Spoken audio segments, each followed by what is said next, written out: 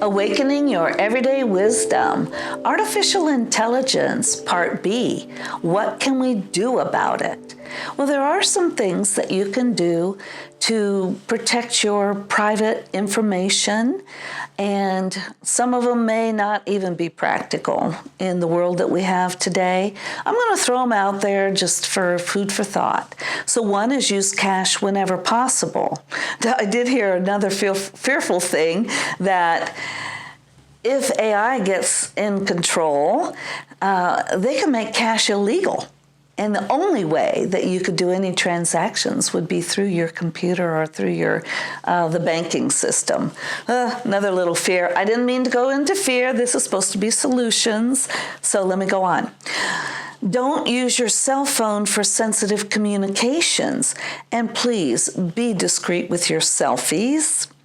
Don't bank online. I mean, it's one thing if you go in and check your account and see if your checks have cleared or so forth, but to do transactions online within your banking system, I would advise against that. And be aware that AI is commonly used for marketing and getting you to buy what the sellers want you to buy. Pay attention to neuromarketing. They can find out how to stimulate your brain without you even knowing it and trigger your desire centers. So you really want to limit your exposure to commercials, commercial television, ads.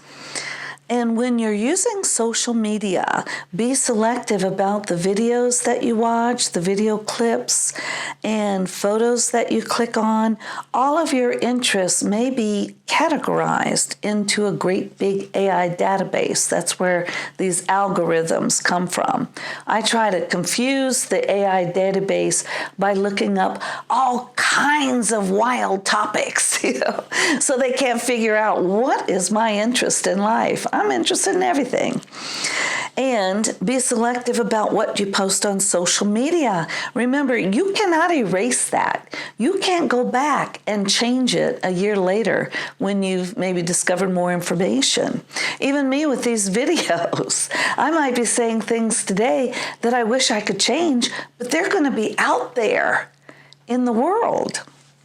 Well, I hope some people will watch them, but you know what I'm saying. I won't be able to take them back at some point.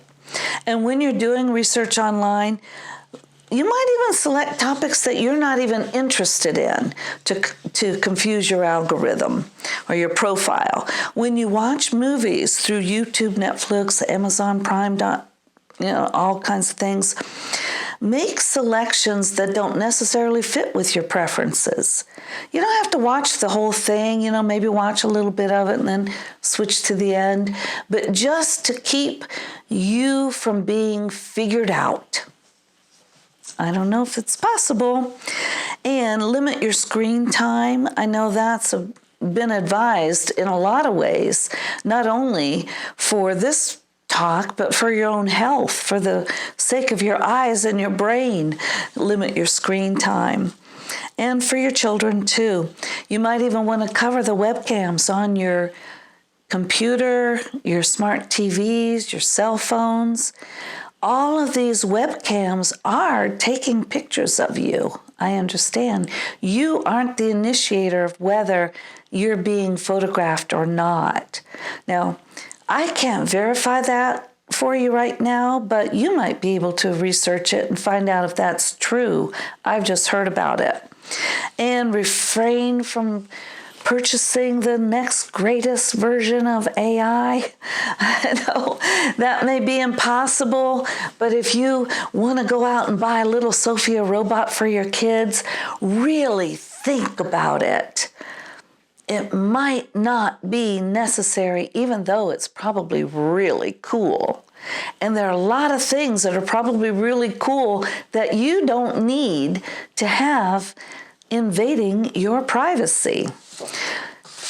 And be careful about what the fun computers like Alexia and some of the new things are capable of doing. We really don't know. And the engineers who are working on them are increasing capacity daily. So just be aware of that. And online gaming. You are being profiled by the games that you select, how you play, the weapons you choose, the amount of money you acquire. All these things are being recorded. If you don't believe that, well, I'm with you. I don't want to believe it, but I'm suspicious of it. So I think you ought to be also. Those are just a few suggestions on ways to protect your privacy. Now, this is my big message.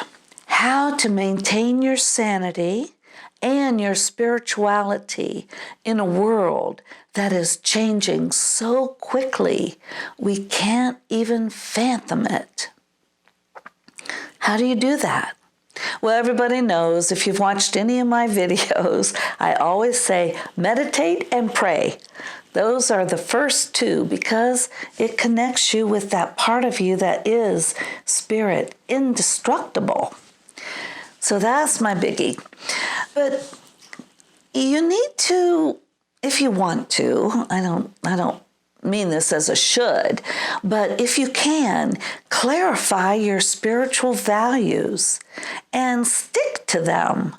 Nothing makes us more confused than violating our own values. And we don't need to be tripped up right now. We need to be clear. Take care that your thoughts and preferences are not being manipulated.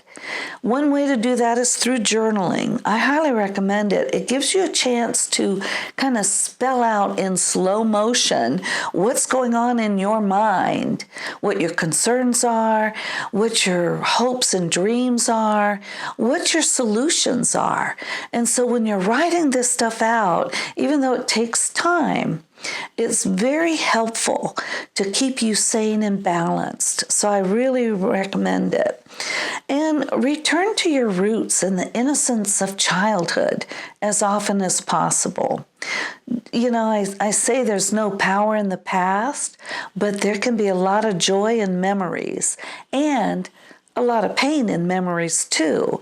So I'm going to recommend that you call on your joyful memories of innocent childhood, laughter, playing with a puppy, anything that brings you joy.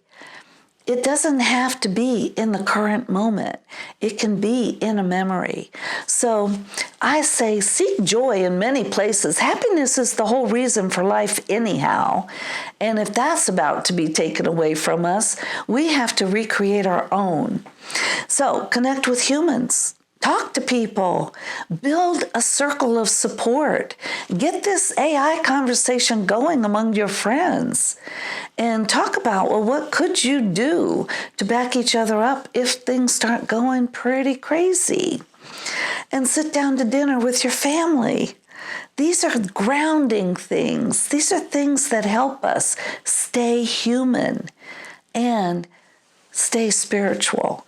Connection is a big part of spirituality.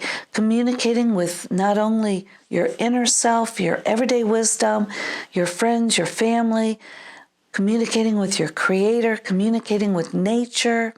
These are all very important things. You don't have to do all of your communications online and through AI. And express gratitude. That's a real big spiritual practice. It's probably the gateway to happiness. And then forgiveness. It's huge. Let go of all the grudges that you're holding on to. We don't need those anymore.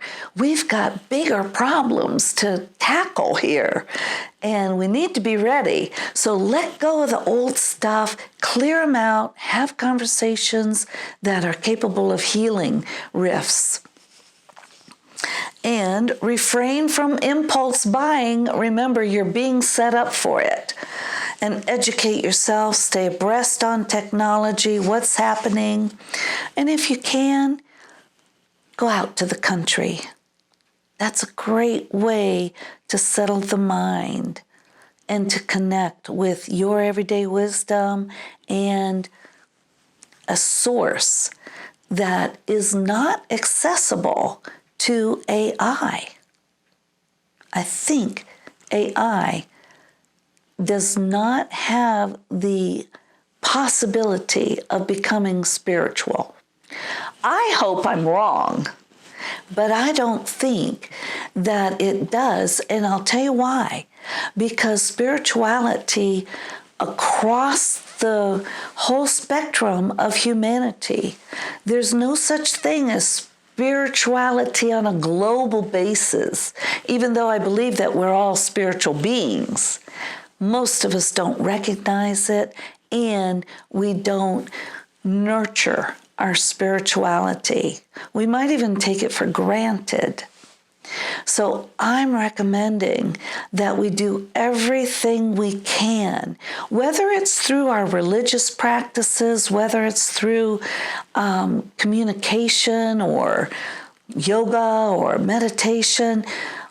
Build your spiritual muscle, because I think that is the only thing that's going to differentiate us from really smart machines.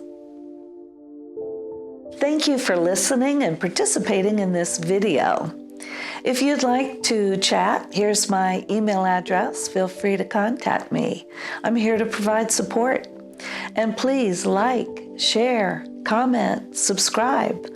Thank you very much. Blessings.